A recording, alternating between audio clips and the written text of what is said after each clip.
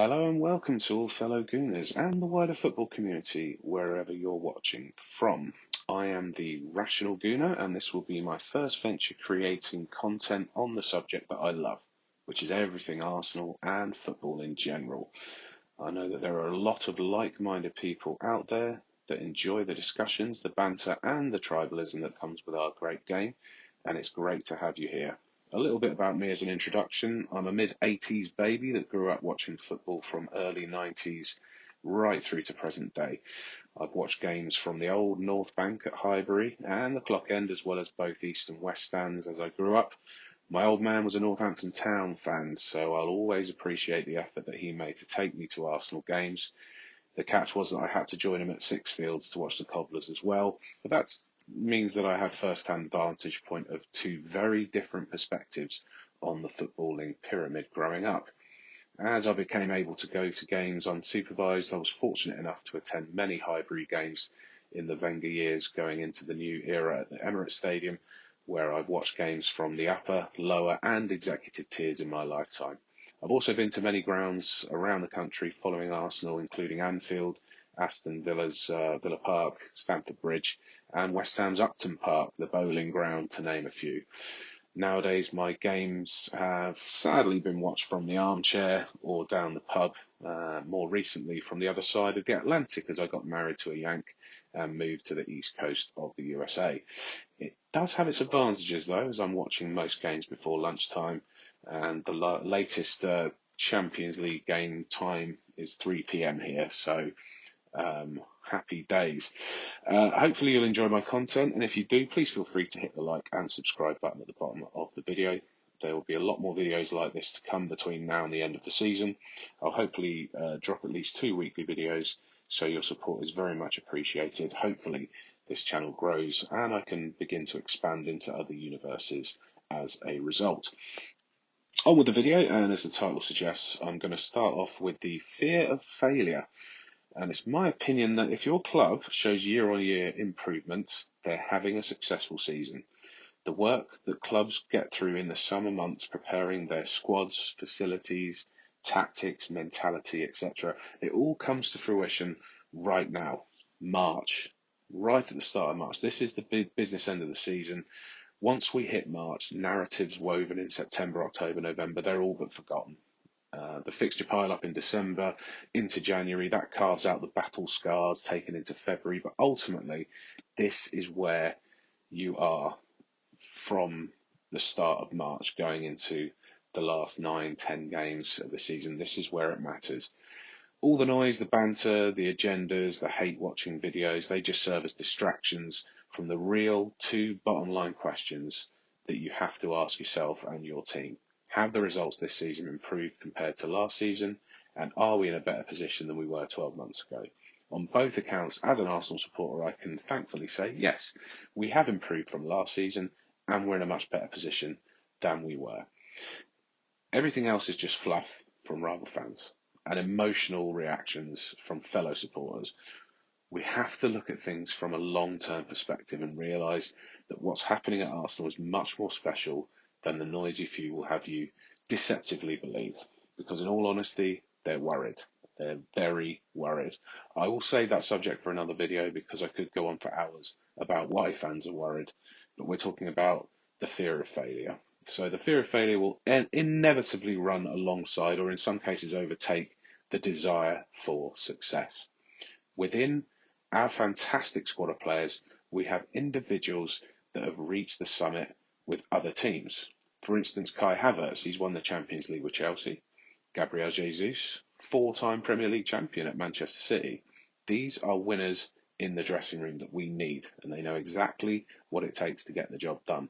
The issue we've faced in the last couple of decades is that the pressure to lift one of the big trophies, that's the Premier League or the Champions League, has increased with every season that we finish empty-handed. It's been 22 years since we were Premier League champions. That means that a whole generation of Gooners have never seen us win that title in their lifetime. The Champions League, on the other hand, that's like the Holy Grail. We've never won it, and with every English club that has won it reminding us that we've never won it, it's fair enough that that they've got that success, but it's a very select few English teams that have actually won the Champions League. So if we want to be in that elite bracket, we're going to get the banter until that happens. And I do believe eventually it will happen, if not this season. In the coming seasons, we're in a good position to put an all-out assault on the Champions League. And again, I mean, the draw does look to be favourable for us this season. We've got a pretty clear path to the final, but in one-off games, the final, it is going to be difficult, whoever we face. And over two legs, anything can happen. So, we've got to show respect to the opposition that we will be facing, and you can only beat what's in front of you. But again, rival fans, they do use it as a trump card against us. It is very low-hanging fruit, but it's right there for them. So fair enough, use that whenever you can. It's a straw to clutch at. The reality is that, as I say, only a handful of English teams have won it. And we're only reminded that we haven't won it because of the size and history of our club. And again, that's fair enough. We should be winning these trophies. And again, it's a goal that we should be aspiring to. I'm thankful that we have that ambition to go for it each season. That's not always been the case since I've been supporting Arsenal. There have been times when even being in the Champions League was a long way off for us. So, with the pressure building up from season to season, there will be moments that become magnified and blown out of proportion. For instance, one defeat feels like, in inverted commas, a club in crisis situation. In reality, everyone around us are dropping points in similar games. It's always advised to take a step back and look at the bigger picture, which is difficult to do in the moment with all of the emotions that surround a loss. We're all human, and defeat hurts. It cuts deep because we're so emotionally invested in the result. We're so passionate about our clubs, so blindly obsessed with the outcome of that 90 plus minutes of football that defeat, even throwing away a lead at the end and just drawing, is comparable to a bereavement. Can you imagine if you were able to legitimately be allowed to be signed off work for a couple of days on compassionate grounds because Arsenal lost away at Villa through a last-minute defensive error? The devastation is real, people.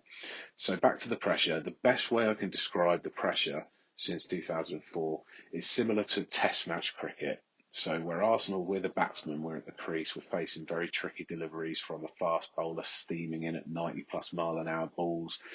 They're swinging all over the place. We're missing. It's going straight through to the wicket keeper, or whenever it comes close to our stumps, we're just blocking and we're not really hitting the runs that we need to get up with the run rate. That builds pressure. Every dot ball builds pressure, which eventually will provide one of two results. We either do a complete capitulation, it hits our stumps, we're out for the season. Usually that happens around February or March time. It's a week in our season where we completely blow it. We go out of two competitions, we lose in the Premier League, and then suddenly everything's out of our reach. There's that side of things, or we ride out that pressure. We finally start fighting back with positivity. We've done that to a similar effect or a smaller scale with the FA Cups that we've been winning. So we've won it in 2014, 2015, a couple more recently, the most recent being in 2020.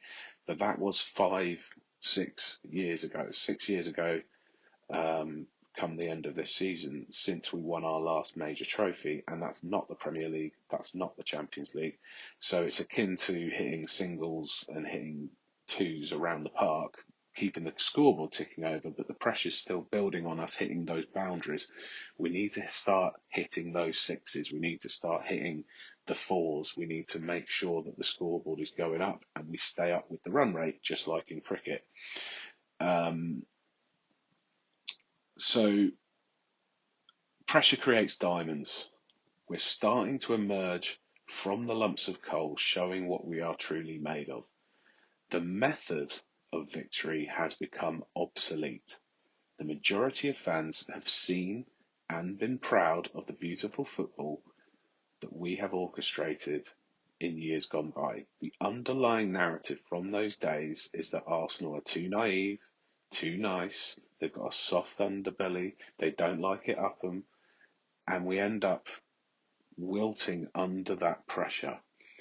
What I'm seeing this season is very similar to the 2005 Chelsea team. We'll never be as good defensively as that team. All right. I will throw my hands up and say, the conceding of more than 15 goals is showing that.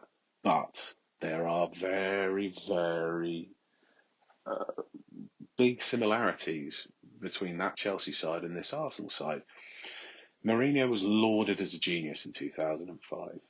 He set his teams up to be defensively sound, kill the game dead with gamesmanship tactics, blocking goalkeepers on corners, sharing yellow cards around the team, stopping opposition momentum by falling over, arguing with the ref, taking forever to restart games. I could go on for a long time about the way that Chelsea won the big trophies back then.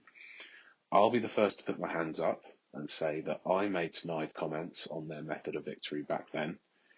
20 years on to present day, no one from Chelsea is bothered how they managed to fill that trophy cabinet up. They're too busy polishing their silverware and bragging to anyone that will listen about their success, and rightly so. Now that Arsenal are playing a very similar style of football with big, strong, agile powerhouses in their spine, players like Declan Rice, players like Gabriel, players like Mikel Merino, suddenly we're being noticed as a team that bullies oppositions, that skirts underneath that kind of line of fair play and gamesmanship. But what we're doing is we're managing games, we're managing minutes, we're frustrating opposition players and fans alike. We're taking our time when we get in front in the game. We're finding ways to overcome low block tactics. If you're going to sit in front of the ball, if you're going to put 11 men behind the ball, we will find a way to break you down. We'll find a way to score against you. And in this particular season, it's been through set pieces, but those goals count too. And the more that other teams complain, the more it feeds my happiness. I'm so happy that other people hate the fact that we're scoring set pieces. I'm happy that people are bored watching us play, because if that's the only thing that they have to complain about, then we are definitely doing something very right. And they're worried. And again, we will get back to why they're worried. And that is one of the big reasons why they're worried, because we are getting results from these tactics. It's up to the referee to confirm or to make that decision on whether the tactics we're using is fair or not. That is not a slight on Arsenal, that is a slight on the officiating, that is a slight on VAR, and that is a slight on how games are being managed by referees. If we can find a way around those rules, it isn't about how we win, it's about that stat in the top left being Arsenal 2, Chelsea 1. At the end of the game, and at the end of the day, that is all I care about as an Arsenal fan, is winning games. You've got to win your games. If you want to be entertained, go to the theatre, go to the cinema, change the channel to a movie. Football, first and foremost, has always been a results business. It's about competing and winning. It's a sport. It is not an entertainment industry. People are like, I want to be entertained when I go to football. I spend all this money. You spend that money because you're invested in that club and you're invested in the future of that club. And that club is invested in you as a fan, and they are appreciative of you coming out and spending your hard-earned money to go and watch a game. There is no obligation for any football team to put on a show for you. The obligation for that football team is to win that game for you, because when you win, that's the best feeling. I don't come out of a 0-0 draw that's been the most entertaining game of my life and feel good about it. I'm sorry, I don't. I will if I'm watching it as a neutral, and that's why all the neutral fans hate watching Arsenal, because they hate watching us win as well as win the way we're winning. But when you're watching other teams, yes, you want to be entertained, but again, it's a results business. It's not that team's obligation to entertain you when you're sat there with your beer in your front room. That's not the reason why these teams come out there and play their tactics. It's It's all about the result. And again, I could go on for a long time about that, but I do need to wrap this up because we have been going on for a while, and I do like to ramble and go off on tangents. But what I will say in summary is the fear of failure will run alongside the desire for success. If it starts to overtake that desire for success and the pressure gets too much, that's when teams will wilt, and that's where the pressure creates diamonds. Can Arsenal overcome that? We will find out. We'll all find out. And I'm sure I will be reminded constantly if that doesn't happen, because it'll be another season where we'll have to do a rebuild in the summer and then come back stronger in the at the start of next season. But I do feel like we're doing something special. Something special is building. There is a different feel from this season to last season. We are improving, and I'd rather be in our position than 19 other Premier League teams at the moment, because we sit at the top of the pile and the Premier League is the priority. We do want to win the Champions League. We do want to win the Carabao Cup. We do want to win the FA Cup. I will do a special on the Carabao Cup in a coming video, because March is a very important month for Arsenal and there are some massive games. We've got 2 Champions League matches, home and away, a game at Leverkusen. We also have an FA Cup away day at Mansfield, and then on the 22nd of March, there is the Carabao Cup final against Manchester City. It is a huge month as an Arsenal fan. So let's get through the Brighton game, let's get through all the other games, and then we'll go through that in an analysis of the video. Once again, thank you very much for coming and spending time with me today and listening to my video. I very much appreciate you. Please do feel free to leave a comment in the section. I will try to get back to as many as possible. If you do have any questions or you do want to disagree with anything that I'm saying on this video, and again, feel free to like and subscribe, and let's build up this community of football supporters. Thank you very much for listening, and I will see you next time.